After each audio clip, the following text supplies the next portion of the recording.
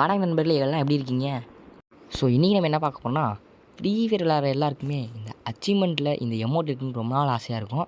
So அந்த ஆசையை பூர்த்தி பண்ணுறதுக்காக நான் வந்திருக்கேன். ஸோ இதுக்கு நீங்கள் என்ன பண்ணணும்னா, மேலே பேட்டில் கேரியர்னு காட்டும். அது நீங்கள் என்ன பண்ணீங்க, இந்த கேரியரை வந்து அலைக்கா அப்படி தொட்டிங்கன்னு வச்சுக்கோங்க, இப்படி வரும். ஸோ அப்படி வந்தீங்கன்னா ஒரு பெரிய ஸ்க்ரீனாக வரும். ஸோ இப்போ வந்து லைட்டாக இந்த ரைட் சைடு வந்து ஸ்வைப் பண்ணிங்கன்னு வச்சுக்கோங்களேன். ரைட் டு லெஃப்ட் ஸ்வைப் பண்ணிங்கன்னா ஃபஸ்ட்டு வந்து ஒரு சின்னதாக முடிக்காமல் ஒரு அச்சீவ்மெண்ட் இருக்கும். நான் லைட்டாக முடிச்சதுனால காட்டுது உங்களுக்கு. ஸோ அது பேர் வந்து கிராஃப்ட்லேண்ட் ரெகுலர் அப்படின்னு சொல்லிட்டு அது பேர் இருக்கும். ஸோ இப்போ பேரை பார்த்தாச்சு. இப்போ இந்த மிஷனை எங்கே போய் முடிக்குதுன்னு பார்க்கலாம் வாங்க. ஸோ எல்லாத்துலேருந்து வெளியே வந்துட்டு இப்போ லாபிக்கு வந்துடுங்க. லாபி வந்தோடனே கீழே ரைட் சைடு வந்து பார்த்தீங்கன்னா பிஆர் ரேங்க் ஒன்று இருக்கும். அங்கே தொட்டிங்கன்னா இப்படி ஒரு இடத்துக்கு கூப்பிட்டு போவாங்க.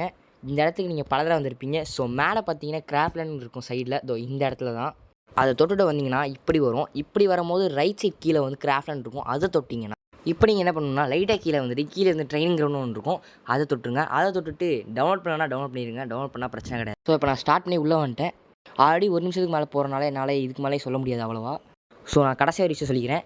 நீங்கள் இதில் வந்து ஃபைட் தான் பண்ணணும் அவசியமே கிடையாது. நீங்கள் சும்மா நின்றாலே போதும். அது வந்து நீங்கள் விளையாடுற கணக்கெலாம் சேர்த்துக்கும். ஸோ அதனால தான் இது ஈஸியான மிஷின் எல்லாம் சொல்கிறாங்க. ஸோ கைஸ், நான் உங்களை நாளைக்கு பார்க்குறேன். பை.